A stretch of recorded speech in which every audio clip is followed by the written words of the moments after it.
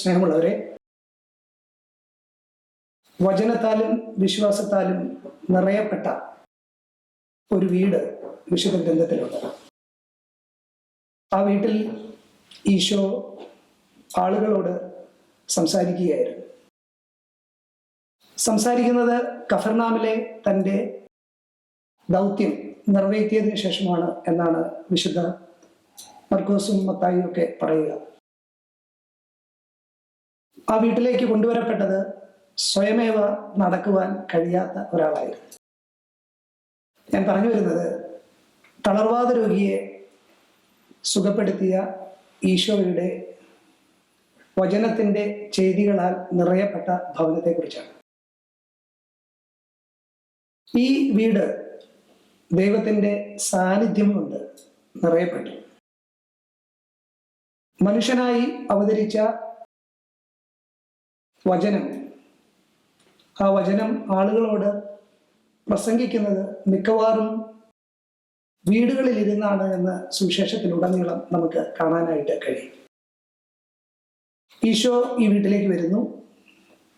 ധാരാളം ആളുകൾ ഈ വീട്ടിലേക്ക് പ്രവേശിക്കുന്നുണ്ട്. അവർക്കെല്ലാം ഒറ്റ ലക്ഷ്യമേ ഉള്ളൂ. എന്തായിരിക്കും ആ ലക്ഷ്യം? ഈശോയുടെ നാവിൽ നിന്ന് വീഴുന്ന ഓരോ വാക്കും സശ്രദ്ധം ശ്രവിക്കുക, അതനുസരിച്ച് ജീവിതത്തിൽ മാറ്റം വരുത്താനായിട്ട് പരിശ്രമിക്കുക. അവരുടെ വിശപ്പ് ദൈവത്തിൻ്റെ വചനത്തിന് വേണ്ടിയുള്ള വിശപ്പായിരുന്നു. അവരുടെ ആഗ്രഹങ്ങൾ മുഴുവൻ ക്രിസ്തുവിനെ കാണാനും കേൾക്കാനും തൊടാനും വേണ്ടിയുള്ള ആഗ്രഹമായിരുന്നു. ഇവിടെ നമുക്ക് കാണാൻ കഴിയുക ദൈവത്തിന് വേണ്ടി ദാഹിക്കുന്ന മനുഷ്യന്റെ ഹൃദയം. ദൈവത്തെ അന്വേഷിച്ച് എല്ലാ പ്രതിബന്ധങ്ങളും മാറ്റിവെച്ച് സമയം കണ്ടെത്തി സാഹൂതം കാത്തിരിക്കുന്ന ആളുകളുടെ നിറവിനെയാണ് ഈ വീടിന്റെ നിറവായി വിശുദ്ധ ഗ്രന്ഥത്തിൽ നമ്മൾ കാണുക. ഇനിയും ഈ തളർവാദം ബാധിച്ച മനുഷ്യന്റെ പ്രത്യേകത എന്തായിരുന്നു? അദ്ദേഹത്തിന് സ്വയമേവ ഈ വീടിനകത്തേക്ക് എത്താൻ പറ്റുകയില്ല. എന്ന് വെച്ചു കഴിഞ്ഞാൽ അദ്ദേഹത്തിന് എന്ത് മാജിക് കാണിച്ചാലും വ്യക്തിപരമായി ഈശോയെ കണ്ടുമുട്ടുക സാധ്യമായിരുന്നില്ല. അതിന് അദ്ദേഹത്തിന് മറ്റുള്ളവരുടെ സഹായം ആവശ്യമായിരുന്നു. മറ്റുള്ളവരെ ആശ്രയിക്കാതെ സ്വയമേവ ഈശോയുടെ അടുക്കിലേക്ക് എത്തപ്പെടാൻ പറ്റാത്ത അകപ്പെട്ട ആളായിരുന്നു ഈ തളർവാദ രോഗി. അതുകൊണ്ട് തന്നെ ഇവിടെ വളരെ വലിയൊരു കാര്യം നമുക്ക് മുമ്പിൽ ഈശോ അനാവൃതമാക്കുന്നുണ്ട്. ഒരുപക്ഷെ എനിക്കോ എൻ്റെ പ്രിയപ്പെട്ടവർക്കോ സ്വയമേവ എത്താൻ വിശ്വാസത്തിൻ്റെ കരങ്ങൾ ബലിഷ്ഠമാകാത്ത ഇടങ്ങളിൽ സമൂഹത്തിൻ്റെ വിശ്വാസത്തിൻ്റെ ഉറപ്പിൽ, സമൂഹത്തിൻ്റെ വിശ്വാസത്തിൻ്റെ പ്രവൃത്തിയിൽ മറ്റുള്ളവർ സ്വയമേവ വരാൻ സാധിക്കാത്തവർ ഈശോയുടെ അടുക്കലേക്ക് എത്തിച്ചേരുന്നു. ഇത് നമ്മുടെ ഓരോരുത്തരുടെയും കൂട്ടായ ഉത്തരവാദിത്വത്തിന്റെ വലിയ പ്രതിഫലനവും ഉറപ്പുമായി വിശുദ്ധ ഗ്രന്ഥം നമ്മളോട് സാക്ഷിക്കുകയും പറയുകയും ചെയ്യുന്നു എന്നുള്ള കാര്യത്തിൽ യാതൊരു സംശയവുമില്ല.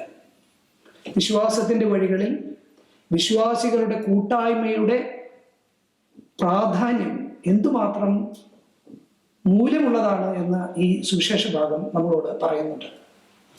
അപ്പോൾ നമ്മളിവിടെ ആദ്യം തന്നെ കാണുന്ന ഒരു കാര്യം, തളർവാദത്തിൽ നിന്ന് ചലിക്കുവാൻ പറ്റാത്ത അവസ്ഥയിൽ നിന്ന് ചലനാത്മകതയിലേക്കുള്ള വിശ്വാസത്തിന്റെ ഒരു യാത്രയാണ് നമ്മളിവിടെ കാണുക. അത് വളരെ പ്രധാനപ്പെട്ടതാണ്. വളരെ പ്രധാനപ്പെട്ടതാണ് എന്ന് പറഞ്ഞു കഴിഞ്ഞാൽ നമുക്ക് പലപ്പോഴും വിശ്വാസത്തിന്റെ പാതയിൽ നമ്മളൊക്കെ വളരെ ഇമ്മൊബൈലായിട്ട് പോകാറുണ്ട്, ചലിക്കാൻ പറ്റാത്തവരായിട്ട് പോകാറുണ്ട്, മുറിയപ്പെട്ടവരായിട്ട്, മുറിവുകളുള്ളവരായിട്ട് പോകാറുണ്ട്. ഈശോയുടെ അടുക്കലേക്ക് നമുക്ക് നടന്നെടുക്കാൻ സാധിക്കാത്ത അവസ്ഥ ഉണ്ടാകാറുണ്ട്. We are unable to reach to the divine. ദിവ്യമായതിനെ, ദിവ്യമായ ആളെ അടുക്കലേക്ക് എത്താൻ സാധിക്കാതെ മുറിയപ്പെട്ട് കിതച്ച് സ്വയമേവ നടക്കാൻ സാധിക്കാതെയൊക്കെ നമ്മൾ ആകപ്പെടുന്ന അവസ്ഥയിൽ എന്താണ് ഒരു പ്രതിവിധി?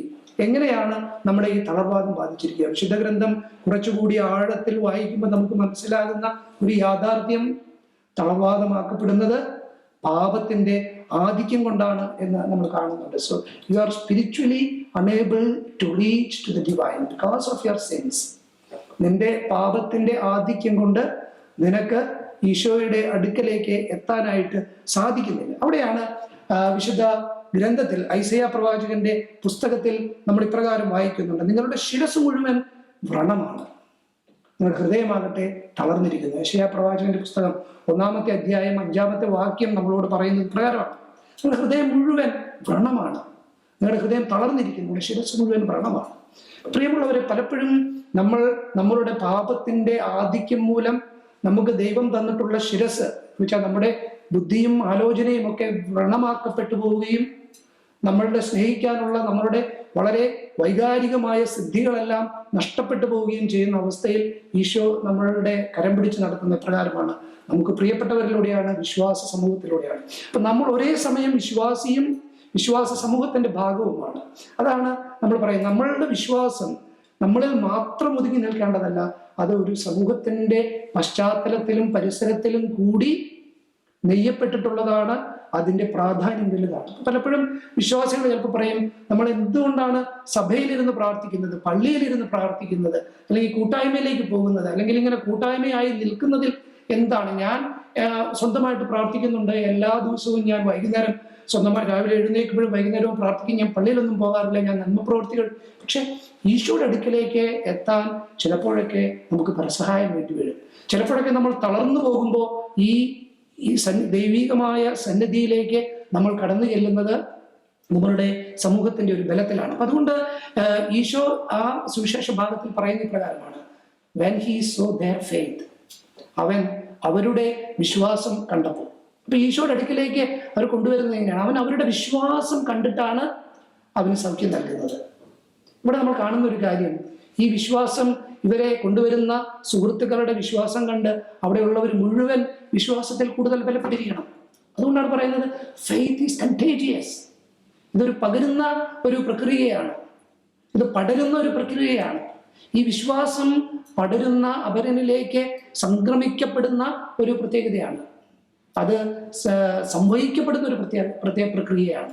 ഈ വിശ്വാസത്തിലേക്കാണ് നമ്മൾ ഓരോരുത്തരെയും വിളിച്ചിരിക്കുന്നത്. ഈശോ നമ്മളെ വിളിച്ചിരിക്കുന്നത്, ദൈവമായ കർത്താവെ, നിന്റെ സന്നിധിയിലേക്ക് ഞങ്ങളെ ഓരോരുത്തരെയും ഞങ്ങളാൽ തന്നെയും ഞങ്ങളുടെ സഹോദരങ്ങളിലൂടെയും സുഹൃത്തുക്കളിലൂടെയും അവിടുന്ന് ക്ഷണിച്ചിരിക്കുന്നു. അതുകൊണ്ട് ഈ ചലിക്കാത്ത അവസ്ഥയിൽ ചലനാത്മകമാക്കുന്ന രീതിയിലേക്ക് നമ്മെ നയിക്കുന്ന വിശ്വാസത്തിന്റെ യാത്രയിലേക്ക് അവിടുന്ന് നമ്മെ ക്ഷണിക്കുകയാണ്. അതുകൊണ്ട് നമ്മുടെ രക്ഷ ഒരിക്കലും നമ്മളുടെ ഒരു സോളിറ്ററി ജേണി ആകുന്നില്ല. നമ്മളുടെ രക്ഷ എപ്പോഴും അതിനെ ഒരു സമൂഹാത്മകമായ സഭാത്മകമായ ഒരു മാനം കൂടിയുണ്ട്.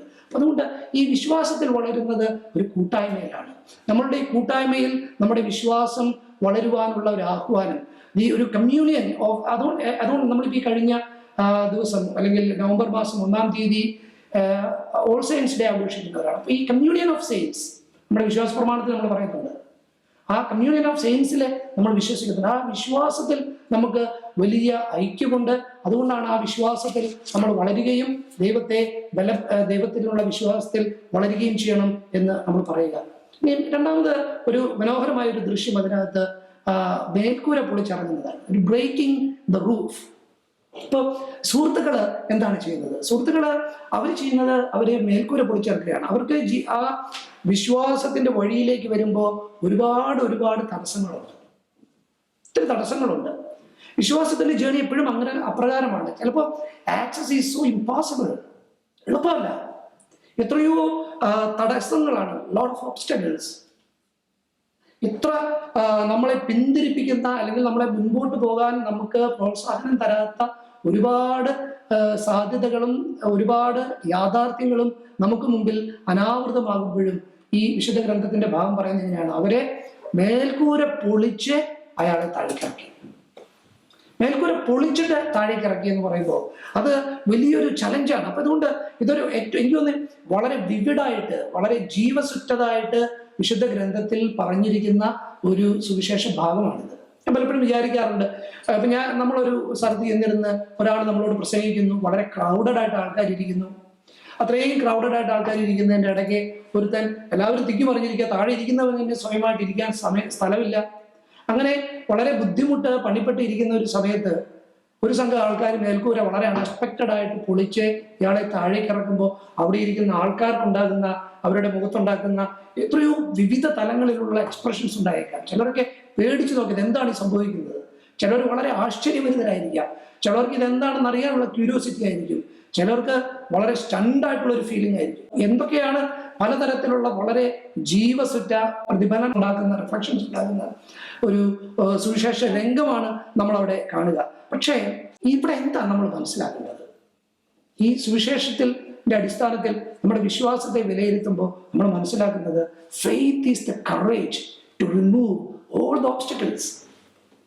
നമ്മുടെ എല്ലാ തടസ്സങ്ങളെയും മാറ്റി ദൈവത്തിലുള്ള വിശ്വാസം ഏറ്റുപറയാനും ആ വിശ്വാസം മറ്റുള്ളവരുടെ ജീവനിലേക്ക് പരിവർത്തനത്തിന്റെ വലിയ സത്യമായി യാഥാർത്ഥ്യമായി പരിണമിപ്പിക്കുവാനുമുള്ള ശേഷി നമുക്കുണ്ടാകുന്നത് നമ്മൾ ഈ വിശ്വാസത്തിന് വേണ്ടി ധൈര്യപൂർവം, തടസ്സങ്ങളെ മാറ്റുന്ന വിശ്വാസത്തിലേക്ക് ധൈര്യപൂർവം തുനിഞ്ഞിറങ്ങുമ്പോഴാണ് എന്നത് വിശുദ്ധ ഗ്രന്ഥം ഇതിലൂടെ നമ്മളെ പഠിപ്പിക്കുകയാണ്. ഇപ്പം വിശുദ്ധ ഗ്രന്ഥം നമ്മളെ പഠിപ്പിക്കുന്നത് പോലെ ഈ മേൽക്കൂര എന്ന് പറയുന്നത് നമ്മളെ ക്രിസ്തുവിൽ നിന്ന് അകറ്റുന്ന യാഥാർത്ഥ്യമാണ്.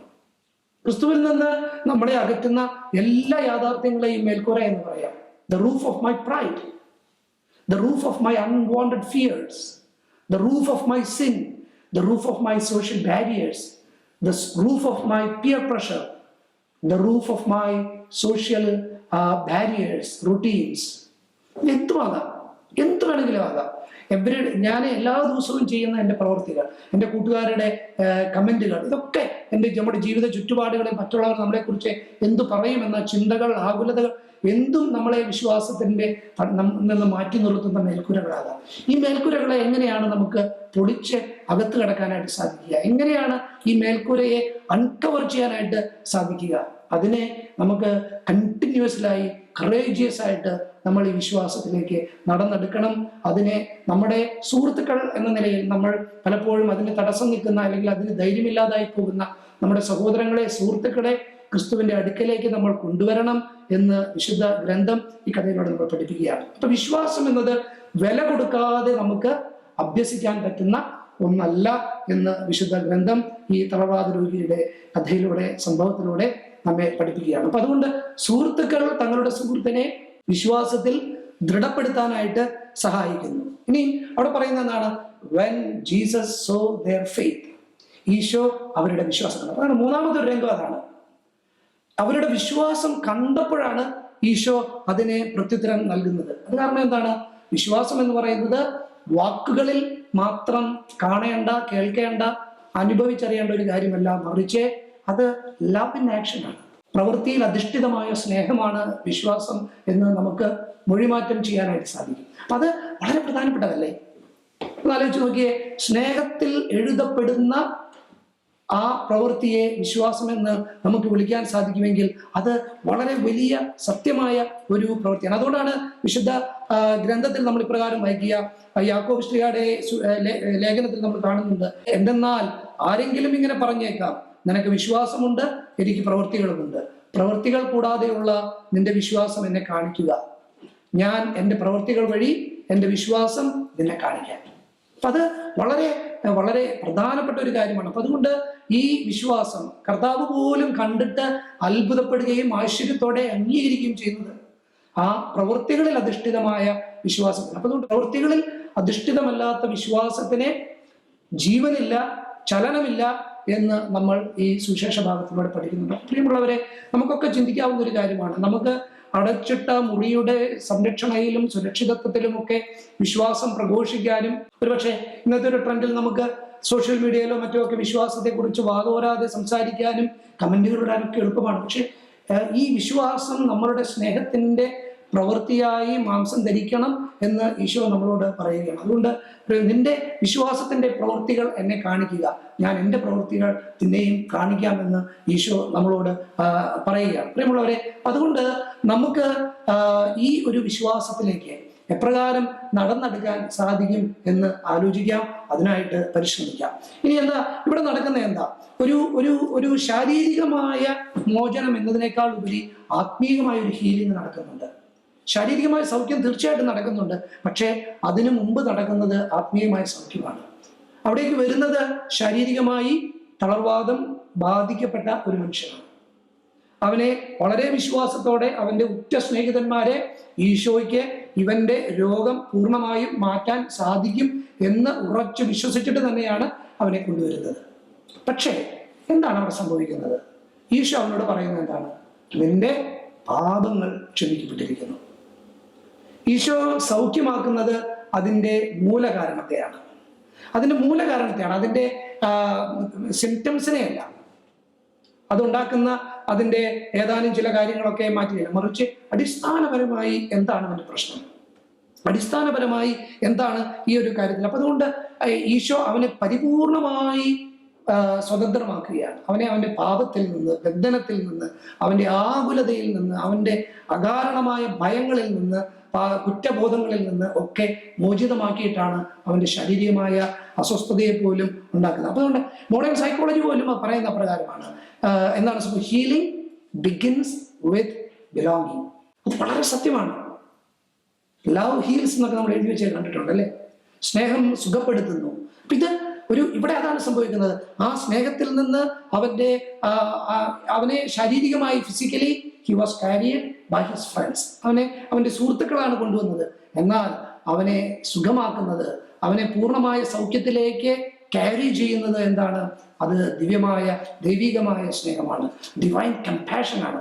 അതാണ് പൂർണ്ണമായ സൗഖ്യത്തിലേക്ക് ഈ തളർവാദ രോഗിയെ നയിക്കുന്നത് എന്നത് നമ്മൾ മറക്കാതിരിക്കണം എന്ന് ഞാൻ നോക്കുകയാണ്. അപ്പം നമുക്ക് ഒത്തിരി നേരത്തെ ഈ ബ്രേക്കിംഗ് ദ റൂഫിനെ കുറിച്ചൊക്കെ പറഞ്ഞപ്പോൾ നമുക്ക് ജീവിതത്തിൽ ഒരുപക്ഷെ ഈ സൗഖ്യം നമ്മൾ നേടാൻ നമ്മൾ എന്തുമാത്രം ഇഫർട്ട് എടുക്കുന്നു എന്നത് ഒരു വലിയ ചോദ്യമാണ്.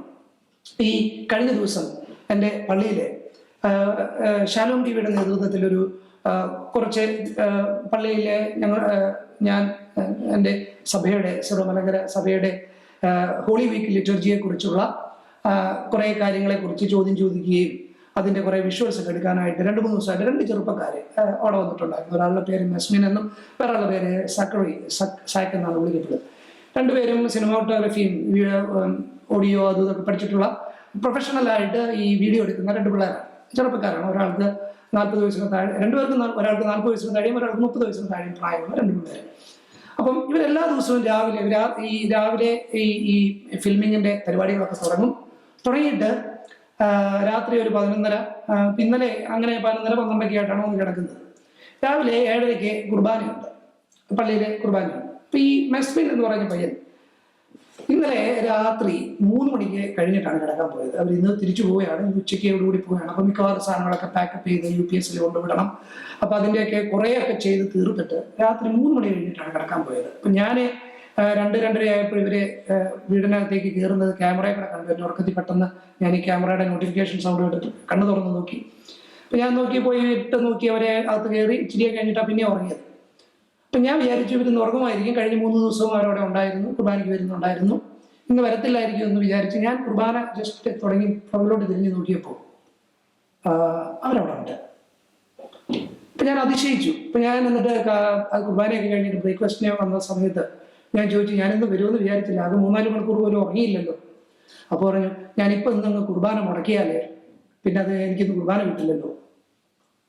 അപ്പൊ എന്തൊരു വിശ്വാസത്തിന്റെ ഒരു ഇതാണ്. എനിക്ക് ഇന്നൊരു ദിവസം എനിക്ക് എൻ്റെ ഈശോയെ ഔദാശികമായിട്ട് നഷ്ടപ്പെട്ടു പോകുമല്ലോ, അതുകൊണ്ട് അല്പം ത്യാഗം സഹിച്ചിട്ടാണെങ്കിലും ഞാൻ ആ ഈശോയെ സ്വീകരിക്കുന്നു എന്നിട്ട് പറഞ്ഞു. വെച്ചാൽ അങ്ങനെ ഈശോയെ സ്വീകരിക്കുന്ന എൻ്റെ ജീവിതത്തിൽ കൂടുതൽ സംയമനം പാലിക്കാനും ക്ഷമയോടെയും ശാന്തതയോടെയും ദിവസത്തെ മുന്നോട്ട് നയിക്കാനും ഞാനിന്ന് ക്രിസ്തുവിനെ സ്വീകരിച്ചു എന്ന ബോധ്യത്തിൽ മുന്നോട്ട് പോകാനൊക്കെ സഹായിക്കുന്നു എന്ന് അവർ ചിന്തിക്കുമ്പോൾ, പ്രിയമുള്ളവരെ, ഇതൊക്കെയാണ് നമ്മുടെ ജീവിതത്തിലെ ഈ മേൽക്കൂര പൊളിച്ച് താഴേക്ക് ഇറങ്ങുന്ന അനുഭവം എന്നത് നമുക്ക് മറക്കാതിരിക്കാം. അപ്പൊ അതുകൊണ്ട് നമ്മുടെ ജീവിതത്തിൽ എന്തുകൊണ്ട്, എങ്ങനെ, എപ്രകാരമൊക്കെ നമ്മൾ ഈശോയെ സ്വീകരിക്കാൻ തയ്യാറാകണം എന്നതിൻ്റെ നേർപാഠങ്ങൾ നമ്മൾ തന്നെ കണ്ടെത്തുക എന്നുള്ളതാണ്. അപ്പം ഇനിയും ഇതിലേക്ക് കടക്കുമ്പോൾ ഇങ്ങനെ ഒരു വലിയ സൗഖ്യം ഉണ്ടാകുമ്പോൾ പലപ്പോഴും ഈശോ നമ്മളോട് പറയുന്ന ഒരു കാര്യം ഇതോട് ചേർത്ത് വായിക്കണം.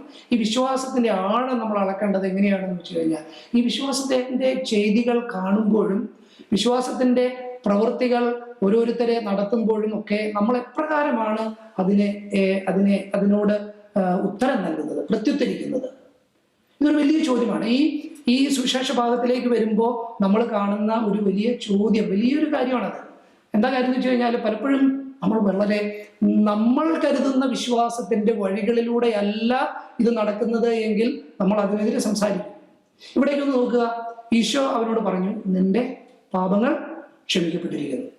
അത് കേട്ടതും അവിടെ ഉണ്ടായിരുന്ന കുറെ ആൾക്കാർ ചോദിക്കും, ഇവനിത് എന്താണ് പറയുന്നത്? എന്ത് അധികാരത്താലാണ് ഇയാൾ ഇതിങ്ങനെ സംസാരിക്കുന്നത്? ഇവനെ അത്ഭുതകരമായി ശാരീരികമായിട്ട് എഴുന്നേറ്റ് നടക്കാനുള്ള സൗഖ്യം നൽകാനുള്ള സിദ്ധി ഉണ്ടെങ്കിൽ അപ്രകാരം ചെയ്തോട്ടെ. പക്ഷേ പാപങ്ങൾ മോചിക്കാനുള്ള അധികാരം അത് ചിലർക്കായിട്ട് റിസർവ് ചെയ്യപ്പെട്ടിട്ടുണ്ട്. അത് ചെയ്യാൻ ആരാണ് ഇവന് അധികാരം കൊടുത്തത്? ഈ ഒരു ചോദ്യം ഈശോയുടെ മുമ്പിലാണ് ചോദിക്കുന്നത്. എല്ലാ സൃഷ്ടികളുടെയും ഉടയവനായ, എല്ലാ ജീവന്റെയും സ്രോതസ്സായ, ചരാചരങ്ങളുടെ എല്ലാം സൃഷ്ടാവായ ക്രിസ്തുവിനോടാണ് ഇപ്രകാരം ക്രിസ്തുവിനെ കുറിച്ചാണ് ഇപ്രകാരം പറയുന്നത്. ഇവനെ who can forgive sins except God? God alone can do that. ദൈവത്തിന് മാത്രം റിസർവ് ചെയ്യപ്പെട്ടിട്ടുള്ള ഈ സിദ്ധി, അത് എന്താണ് ഇയാൾ ചെയ്യുന്നത്? അപ്പൊ അതുകൊണ്ട് പലപ്പോഴും നമ്മളുടെ തെറ്റായ പെർസെപ്ഷൻസ് ശരിയാണ് എന്ന് കരുതി മറ്റുള്ളവരെ വിധിക്കാനുള്ള ഒരു അപകടത്തിലേക്ക് നമ്മൾ വിശ്വാസത്തിന്റെ വഴിയിൽ നമ്മൾ നടന്നു പോകുമ്പോൾ ഒരു പക്ഷേ നമ്മൾക്ക് കാലിടറി പോകാൻ സാധ്യതയുണ്ട് എന്നുകൂടി ഈ സുവിശേഷ ഭാഗം നമ്മളെ ഓർമ്മിപ്പിക്കുന്നു. അതുകൊണ്ടാണ് ക്രിസ്തു ചോദിക്കുന്നത്, ഇതിൽ ഏതാണ് എളുപ്പം? നിന്റെ പാപങ്ങൾ ക്ഷമിക്കപ്പെട്ടിരിക്കുന്നു എന്ന് പറയുന്നതോ കിടക്കയും എടുത്ത് പോവുക എന്ന് പറയുന്നതോ? അപ്പൊ മനുഷ്യന്റെ മഹത്വത്തിന് വേണ്ടി ഈശോ നൽകുകയാണ്. അപ്പൊ ഇതിനകത്ത് വളരെ കർത്താവ് പറയുന്നുണ്ട്, I absolve you from your sin. വിശുദ്ധ കൂദാശയിലെ വിശുദ്ധ കുമ്പസാരത്തിലെ നമ്മൾ കാണുന്നത് അതാണ്, സക്രമെന്റ് ഓഫ് റിക്കൺസിലിയേഷൻ. ഈ സക്രമെന്റ് ഓഫ് റിക്കൺസിലിയേഷനിൽ എന്താ സംഭവിക്കുന്നത്? ഈ ഒരു സത്യമാണ് കാണുന്നത്. അപ്പൊ നമ്മുടെ പല തളർവാദങ്ങളെയും മാറ്റാൻ, ഞാൻ പലപ്പോഴും വിചാരിക്കാറുണ്ട്, ഒരുപക്ഷെ കുമ്പസാരിക്കാൻ പോകുക എന്ന് പറയുന്നത് തന്നെ ഈ അതിനെ കുറിച്ചുള്ള ചിന്ത പോലും ഈ മേൽക്കൂര പൊളിക്കുന്ന അനുഭവത്തിന്റെ മുന്നാസ്വാദനമായിട്ട് മാറാറുണ്ട്. നമ്മളത് ചിലപ്പോൾ ഇങ്ങനെ മാറ്റി മാറ്റി വെക്കും. ചിലപ്പോൾ അതിനുള്ള ഒരു ധൈര്യം നമുക്ക് കിട്ടുകയില്ല. പലതരത്തിലുള്ള തടസ്സങ്ങൾ ഉണ്ടാകും. പക്ഷെ അവിടെയൊക്കെ കർത്താവ് പറയുന്നു, ഈ ഒരുപക്ഷെ നമ്മുടെ സുഹൃത്തുക്കൾ, നല്ല ആത്മീയ ഗുരുക്കളൊക്കെ ഈ തളർവാദ രോഗിയുടെ സുഹൃത്തുക്കളെ പോലെ നമ്മളെ സഹായിക്കുന്നതിൽ, നമ്മുടെ വിശ്വാസത്തിൽ വളരുന്നതിൽ, നമ്മെ ഒരുക്കുന്നതിലൊക്കെ വലിയ പങ്ക് വഹിക്കും. അതുപോലെ തന്നെ നമ്മുടെ പലതരത്തിലുള്ള സാക്ഷ്യങ്ങൾ, നമ്മുടെ ജീവിതത്തിലെ നമ്മൾ കാണുന്ന പലതരത്തിലുള്ള അനുഭവങ്ങളൊക്കെ നമുക്ക് അതിനുവേണ്ടി അതിലേക്ക് നമ്മളെ നയിക്കും എന്ന കാര്യത്തിൽ യാതൊരു സംശയവുമില്ല. അതുകൊണ്ടാണ് സുഹൃത്തുക്കളെ വിശ്വാസത്തിന്റെ വഴിയിലേക്ക് കൊണ്ടുവരികയും സൗഖ്യത്തിന് നിദാനമായി തീരുകയും ചെയ്യുന്നത് തന്നെയാണ്, എനിക്ക് പലപ്പോഴും തോന്നിയിട്ടുണ്ട്, അത് തന്നെയാണ് എല്ലാ മധ്യസ്ഥ പ്രാർത്ഥനകൾക്കും അടിസ്ഥാനം. നമ്മുടെ സാധാരണത്തെ മധ്യസ്ഥ പ്രാർത്ഥനകളെ കുറിച്ചൊക്കെ പറയുമ്പോൾ, അല്ലെങ്കിൽ ഫെയ്ത്ത്ഫുൾ അക്കംപനിമെന്റ് ആണ് മധ്യസ്ഥ പ്രാർത്ഥന എന്ന് പറയുന്നത്, അല്ലേ? നമ്മുടെ സഹോദരങ്ങളുടെ, നമ്മുടെ വിശ്വാസ കൂട്ടായ്മയുടെ ഒത്തുചേർന്നുള്ള യാത്രയാണ്, അക്കംപനിമെന്റ് ആണ്. നമ്മുടെ പ്രിയപ്പെട്ട ഫെയ്ത്ത്ഫുൾ ആയിട്ടുള്ള ആളുകളുടെ അക്കംപനിമെന്റിനെയാണ് ഇന്റർസെസറി പ്രയർ എന്നൊക്കെ പറയുക. അപ്പൊ അതിന്റെ പ്രസക്തി എന്താണ് എന്ന് തളർവാദിലേക്ക് കൊണ്ടുവന്ന സുഹൃത്തുക്കളുടെ മാതൃക നമ്മളെ പഠിപ്പിക്കുന്നുണ്ട്. അപ്പൊ അതുകൊണ്ട് പ്രിയമുള്ളവരെ, ഒന്ന് ചുരുക്കി പറഞ്ഞാല്, ഈ തളർവാദ രോഗിയുടെ ജീവിതത്തിലേക്ക് നമ്മൾ നോക്കുമ്പോൾ എല്ലാ ചലനമില്ലാത്ത അവസ്ഥയിൽ നിന്ന് ചലനമുള്ള അവസ്ഥയിലേക്കുള്ള വിശ്വാസത്തിന്റെ യാത്രയും തുടങ്ങുന്നത് നമ്മളുടെ വിശ്വാസം നമ്മൾ വ്യക്തിപരമായി വളർത്തുന്നതിലും പ്രത്യേകിച്ച് നമ്മൾ വിശ്വാസ കൂട്ടായ്മയുടെ ഭാഗമായിട്ട് നിൽക്കുന്നതിലുമാണ്. അതുകൊണ്ട് നമ്മൾ ജീവിക്കുന്ന ചുറ്റുപാടിൽ, നമ്മളുടെ കൂട്ടായ്മയിൽ നമ്മൾ വിശ്വാസത്തിലായിരിക്കുക എന്നത് വലിയ പ്രാധാന്യമുള്ള കാര്യമാണ്. ഈ ഫെയ്ത്ത്ഫുൾ അക്കംപനിമെന്റ് വളരെ ഇമ്പോർട്ടൻ്റ് ആയിട്ടുള്ള കാര്യമാണ്. നമുക്കറിയാം, ഓർക്കാം. ദൈവം നമ്മെ ധാരാളമായിട്ട് അനുഗ്രഹിക്കട്ടെ. യഥാർത്ഥമായ വിശ്വാസത്തിലേക്ക് പ്രവേശിക്കാൻ തടസ്സമായി നിൽക്കുന്ന മേൽക്കൂരകൾ നമുക്ക് പൊടിച്ചു മാറ്റാം. പൊടിച്ചു മാറ്റപ്പെടുന്ന മേൽക്കൂരകളെ നോക്കി ആശ്ചര്യപ്പെടുന്ന കർത്താവ് നമ്മൾക്ക് നമ്മളുടെ എല്ലാ കുറവുകളുടെയും മൂലകാരണത്തെ എടുത്തു മാറ്റുകയും ആ മൂലകാരണത്തെ മാറ്റി എല്ലാ രോഗങ്ങളെയും സൗഖ്യമാക്കുകയും വിശ്വാസത്തിന്റെ യഥാർത്ഥമായ അനുഭവത്തിലേക്ക് നമ്മെ നയിക്കുകയും ചെയ്യട്ടെ. ആ രൂപാന്തരീകരണത്തിൽ ജീവിക്കുവാൻ നമുക്ക് കഴിയട്ടെ. ദൈവം നമ്മെ അനുഗ്രഹിക്കട്ടെ. പിതാവിന്റെയും പുത്രന്റെയും പരിശുദ്ധ റൂഹായുടെയും തിരുനാമത്തിൽ ആമേൻ.